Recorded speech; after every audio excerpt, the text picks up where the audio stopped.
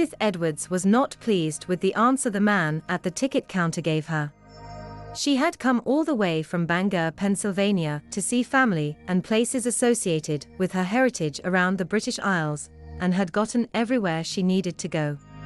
It was 1968, and women still did not often travel on their own, much less women from small towns traveling abroad. In England, when she needed to find the home of a relative, she went and inquired in the gentleman's only side of the pub, and didn't care about the looks she got, nor had she intended to leave until she got the answer.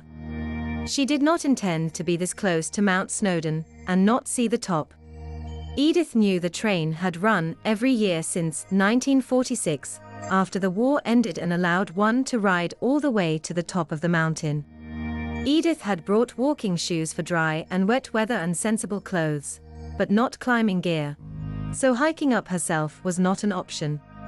So when she asked at the Snowdon Mountain Rail Station how much for one ticket, and when the next train was going, she was not pleased when she was told, "Sorry, miss, there's no train today." Oh, but the sign says there are trains on Sunday.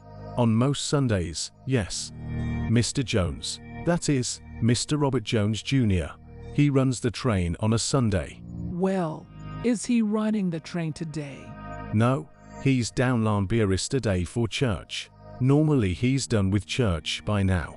But every fourth Sunday, he goes all the way to Llanberis, 'cause they have the Gregorian chant, and he likes that on the Sunday, so then it takes him the whole day. And so no one else runs the train when he isn't around? Well, there's Mr. Morgan, the weekday conductor. He's probably at the foot of the mountain taking photographs. If he's willing to take you, you can go up. You can ask. Edith thought they were already at the foot of the mountain, so wasn't sure where to look for Mr. Morgan, but followed the ticket booth man's outstretched hand off to the left and began to walk down a path. That path led quickly nowhere, so she returned to the trailhead, as there was another path that started the same place. This path went behind some old stonework, and down into a ridge, and no Mr. Morgan, but Edith did see a woman. The woman looked like she was wearing a movie costume. When she was told Mr. Morgan would be taking photos, Edith assumed this was his Sunday hobby. Was this woman in costume his model? Were they shooting something for a brochure? The woman in the costume looked troubled. Edith started the conversation, as she would any. Hi, yeah. I'm looking for Mr. Morgan. Morgan, no, that is not who I await. I await Mayor Gwyn. I apologize. I did not introduce myself. I am called Gwyn. The woman's accent was not Welsh or English. It was hard to place exactly what kind of accent it was.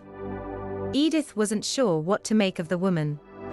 Then Edith remembered a story she heard about Snowdon. King Arthur, Lady Guinevere, and Merlin were supposed to sleep beneath Mount Snowdon. There was a legend when civilization was threatened they would return to send the Drake Goach, that is the great dragon, out into the world to preserve civilized ways. This woman must be one of those method actors. Edith knew the Welsh were very artistic, but this was ridiculous. Well, okay.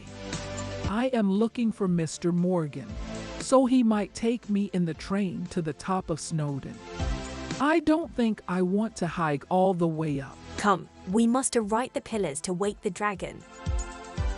Gwyn bent down to try to lift the pillar.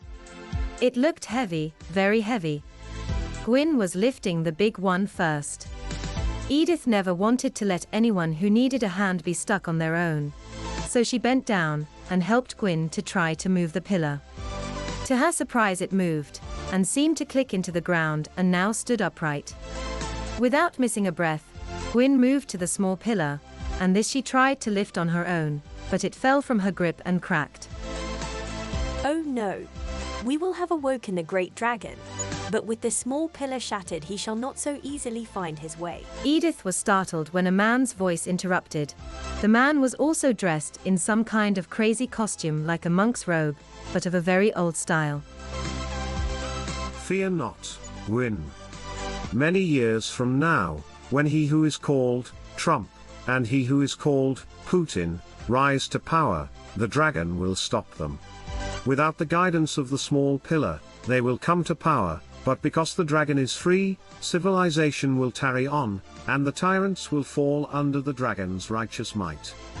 You wouldn't know where Mr. Morgan is, would you? Edith was distracted when what must have been a plane of some kind flew over and blotted out the sun for a moment, but the plane made no engine noise. When she went to look again, the man and woman actors were gone. She turned around and made her way back to the ticket counter. A man with a wool sweater and peacoat was now standing talking to the other man at the ticket counter. "Oh, Mr. Morgan. This is the American lady." Ah, miss, you want to take the trip up in the train to Snowden, so I hear. Well, if it's not trouble, that would be just grand. She decided to never really tell anyone about the encounter she had with the two actors. After all, the people around Bangor, who were descended from the English, loved to make jokes about the Welsh being weird artists and mystics. Edith wasn't about to lend any credence to their claims with that story of the two nice, but strange actors she met. She followed Mr. Morgan to the platform as he started the Snowdon train's steam engine, and it sputtered to life. Edith knew she would get to the top of Mount Snowdon today after all.